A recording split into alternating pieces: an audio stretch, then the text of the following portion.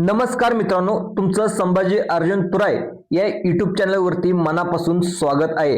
आज मी तुम्हाला संजय गांधी निराधार योजनेच्या लाभार्थ्यांसाठी अतिशय मोठी आणि महत्त्वाची अपडेट सांगणार आहे। आता खरंच सांगायचं झालं तर आजचा दिवस हा सोनेरी अक्षरात लिहिला जाणार अशी माहिती तुमच्यासाठी महत्त्वाची माहिती तुम्हाला या ठिकाणी घेऊन आलेलो आहे। पाठ्यमागच्या काळामध्ये पाहायला गेलं तर 13 डिसेंबर रोजी अधिवेशन देखील पार पडलं आणि त्यामध्ये सगळ्यात मोठा एक निर्णय देखील घेण्यात आला। आता या निर्णयानुसार लाभार्थ्याच्या खात्यामध्ये सरसकट 1000 रुपयाचा हप्ता थेट आता जमा केला जाणार आहे। म्हणजे डिसेंबर महिन्याचा हप्ता अधिकृतपणे मंजूर झालेला आहे। तर या महत्त्वाच्या निर्णयामागील संपूर्ण माहिती नेमकं तुम्हाला काय कोणाला लाभ देण्यात आलेला आहे आणि पैसे कधीपर्यंत जमा होतील हे सगळं आज या व्हिडिओच्या माध्यमातून शांतपणे आपण समजून घेऊ।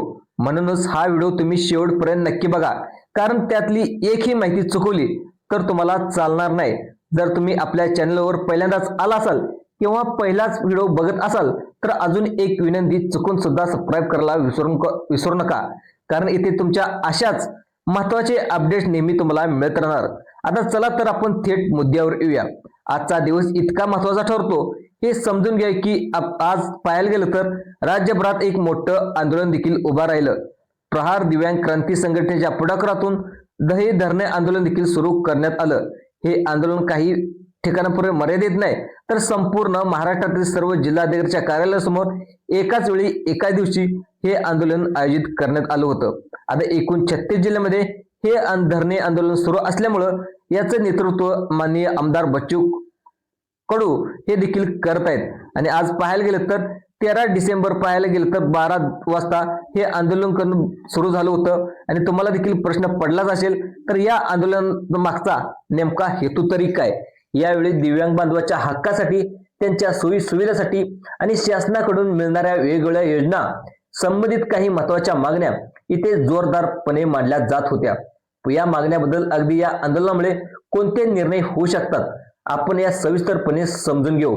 आता बघा, प्रहार संघटनेच्या पुढाकारातून दिव्यांग बांधवासाठी अतिशय महत्त्वाच्या मागण्या शासनाच्या पुढे ठेवण्यात आलेल्या आहेत। आता एक योजना करून पाहायला गेलं तर एक योजनेची आपण माहिती घेऊया। आता या मागण्याचा अर्थ आपण सोप्या भाषेत समजून घ्या। आता सगळ्यात पहिली मोठी मागणी अशी आहे की शासन निर्णयानुसार आमदार आणि खासदार यांच्या निधीतून ठरवलेला 5% निधी दिव्यांग निधीमध्ये प्रत्यक्षात वापरला जावा।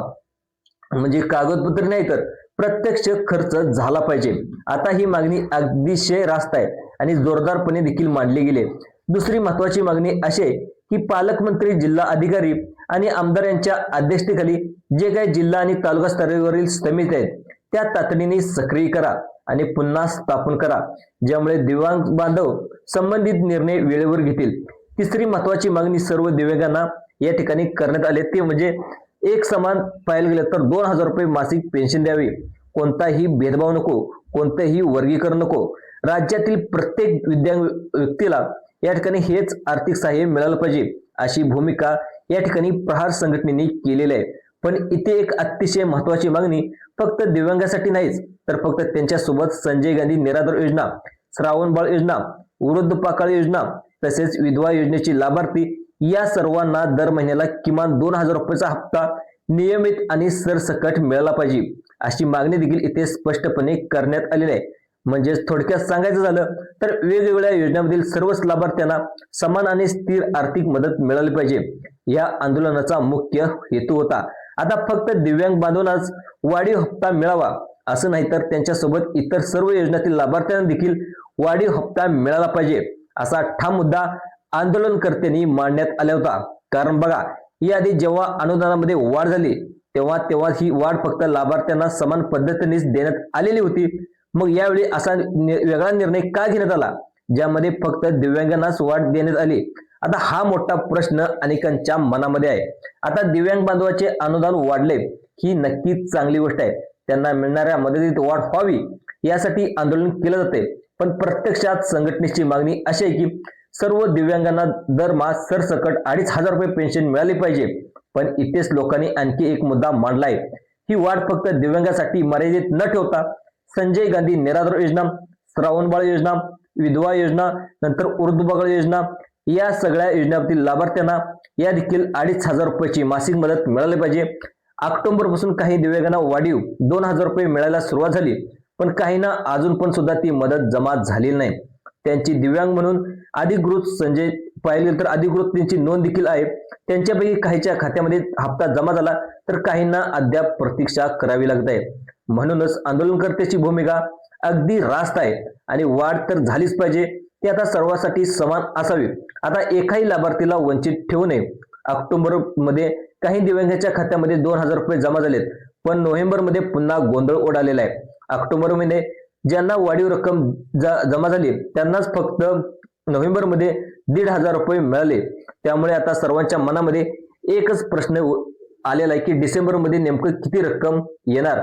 आंदोलनकर्त्याचा जोरदार आग्रह आहे की दिव्यांगासोबत इतर सर्व लाभार्थ्यांना सुद्धा दर महिन्याला सरसकट 2,000 रुपये या ठिकाणी जमा व्हावेत. आता कोणावरही अन्याय होऊ नये हा सगळ्यात मोठा मुद्दा आहे. तर आजचा दिवस या संदर्भात अतिशय महत्वाचा आहे, कारण पाहायला गेलं तर प्रहार संघटनेचे हे आंदोलन राज्यभर सुरू होतं आणि राज्य सरकार याची नक्कीच दखल घेणार अशी आपण अपेक्षा करूया. आता अजून अधिकृतरित्या या ठिकाणी दखल घेतली नसतील तरी आंदोलनाचं स्वरूप पाहता या अधिवेशन दरम्यानच काही ठोस निर्णय घेण्याची शक्यता देखील आहे. आता या मागण्या जर पाहायला गेलं तर या बैठकीत पार पडल्या आणि दिव्यांगासोबतच इतर योजनेचा लाभार्थ्याचं पेन्शन वाढवण्याचा मार्ग मोकळा होईल आणि खरं दिव्यांग बांधव या ठिकाणी ताकदीने एकजुटीने आपल्या मागण्या मांडत आहेत, तर त्या पद्धतीने इतर लाभार्थ्यांना देखील आवाज उठवायला पाठिंबा मिळेल. कारण फक्त ही गरज दिव्यांगाचीच, विधवा महिलांना, वृद्धपकाळ योजनाला, या ज्येष्ठ नागरिकांना, श्रावणबाळ योजनेतील लाभार्थ्यांना, या सगळ्यांनाच आर्थिक लाभार्थ्याचं सहाय्यकाची तितकीच आवश्यकता आहे. म्हणून सर्वच आवाज एकत्र आला तर तुम्हाला सरसकट 2,000 रुपये या ठिकाणी पेन्शन सर्वांना मिळू शकणार आहे. आता बघा, इतर योजनांमधील लाभार्थ्यांना देखील या अनुदानाची तितकीच गरज आहे. खरं तर सांगायचं झालं तर 2,500 रुपये ही रक्कम आजच्या महागाईच्या तुलनेत खूपच कमी आहे, पण सध्या तरी जेवढे मिळतंय तेवढ्यावर समाधान मानावं लागत आहे. तरी सुद्धा एक गोष्ट स्पष्ट आहे, अनुदान द्यायचं असेल तर सर्वांना समान मिळायलाच हवी. ही मागणी अगदी योग्य आहे. नाही पाहिलं तर ही मागणी देखील रास्त आहे. आता ही पुढच्या मागण्या पाहूया. आंदोलनात 4थ्या क्रमांकाची मोठी मागणी आहे ती म्हणजे जिल्हा आणि नियोजन समितीच्या निधीमधील किमान 1% रक्कम दिव्यांगाच्या विकासासाठी अनिवार्यपणे घेतली पाहिजे आणि त्यांना कर्ज देखील दिले जावेत. दिव्यांगासाठी स्वतंत्र आणि नियमित निधीचा वापर झाला पाहिजे. यासोबत आणखी एक महत्वाची मागणी करण्यात आली, भूमी आणि बेघर दिव्यांगांना राहण्यासाठी किमान 1 गुंठा सरकारी जमीन दिली जावी, ज्यामुळे त्यांना स्वतःचं आणि सुरक्षेचं एक घर मिळू शकेल. अशा पद्धतीने आंदोलनाचं 5 मुख्य मागण्या ठेवण्यात आल्या आणि राज्यभर सुरू झालेल्या या आंदोलनाचं नेतृत्व बच्चू कडू यांच्या मार्गदर्शनाखाली केलं जाते. आता तुम्हाला आधीपासूनच माहित आहे, तर या मागणीचा परिणाम काय होणार, शासनाकडून कोणते निर्णय घेतले जातील, पुढे इतर लाभार्थ्यांच्या आनंदावर याचा परिणाम कसा होऊ शकतो, हे सगळं आपण पुढच्या अपडेटमध्ये समजून घेऊ. हे आंदोलन फक्त आता एका ठिकाणी होत नाही, तर संपूर्ण महाराष्ट्रातील 36 जिल्ह्यामध्ये हे या ठिकाणी एकाच दिवशी एकाच वेळी जिल्हाधिकारी कार्यालयामध्ये धरणे आंदोलन राबवलं जात आहे. त्याचमुळेच राज्य सरकार देखील याची दखल आता अखेर घ्यावी लागली. खरंच पाहायला गेलं तर विधानसभेचं अधिवेशन पार पडलं तर या सर्व मागण्या मान झाल्या पाहिजे होत्या, परंतु सर्वांची अपेक्षा आहे, कारण दिव्यांगासोबतच इतर योजनेचा लाभार्थी जे काही पेन्शनधारक आहेत यांचा देखील असा प्रश्न आहे की राज्य सरकार आंदोलनाची दखल कितपत घेणार आणि ही मागण्या मान्य होणार का, हे सर्व पुढील पाहायला गेलं तर आता बैठक पार पडल्यानंतरच आपल्याला स्पष्ट होईल आणि सरकारकडून अशी जशी काही माहिती समोर येईल ती आपण तुम्हाला लगेच तात्काळ सांगणार आहोत. म्हणूनच मी सुरुवातीला सांगितले, चॅनेल सबस्क्राईब करून ठेवा, कारण पुढची माहिती कधी येऊ शकते. त्याचं पाहिलं तर ती माहिती चुकणं तुमच्यासाठी नुकसान ठरेल. आता येऊया सगळ्यात महत्त्वाचं म्हणजे मुद्द्यावर. डिसेंबर महिन्याचा हप्ता शासनाचा निर्णय अधिवेशन दरम्यान येणारी अपेक्षा होती, पण खरं तर 13 तारखेपर्यंत हा निर्णय जाहीर व्हायला हवा होता. पण अजूनही अनेक लाभार्थ्यांना प्रतीक्षा आहे, नेमका डिसेंबरचा हप्ता कधी जमा होणार, किती रुपये रक्कम येणार, याची सविस्तर अपडेट पाहूया. सध्या पाहायला गेलं तर सगळ्याच्या मनामध्ये एक मोठा प्रश्न आणि शासन निर्णय अजून का काढला नाही. खरं तर निर्णय अधिवेशना दरम्यान जाहीर व्हायला हवा होता, कारण या योजनेसाठी लागणारा 750 कोटीचा निधी आधीच मंजूर झालेला आहे आणि पैसा देखील उपलब्ध आहे. निधी देखील रोखलेला नाही, तरी सुद्धा डिसेंबरचा हप्ता वाटप करण्यासाठी आवश्यक असलेला शासन निर्णय अजून सुद्धा जारी झालेला नाही. तर 13 तारखेनंतर हा निर्णय होईल अशी अपेक्षा संपूर्ण राज्यातील लाभार्थ्यांची अपेक्षा होती. पण आता अधिवेशनचे दिवस देखील संपलेले आहेत आणि पाहिलं तर जवळजवळ आता पाहिलं तर बैठक देखील आज लावली जाणार आहे, असं देखील या ठिकाणी सांगितलं जात आहे. आता लोकांमध्ये अक्षरशः चिंतेचं वातावरण आहे. आता मग नेमकं आता काय शासन निर्णय कधी येणार आणि हे पैसे खात्यामध्ये कधी जमा होणार हेच प्रश्न तुमच्या प्रत्येक लाभार्थीच्या मनामध्ये फिरत आहेत.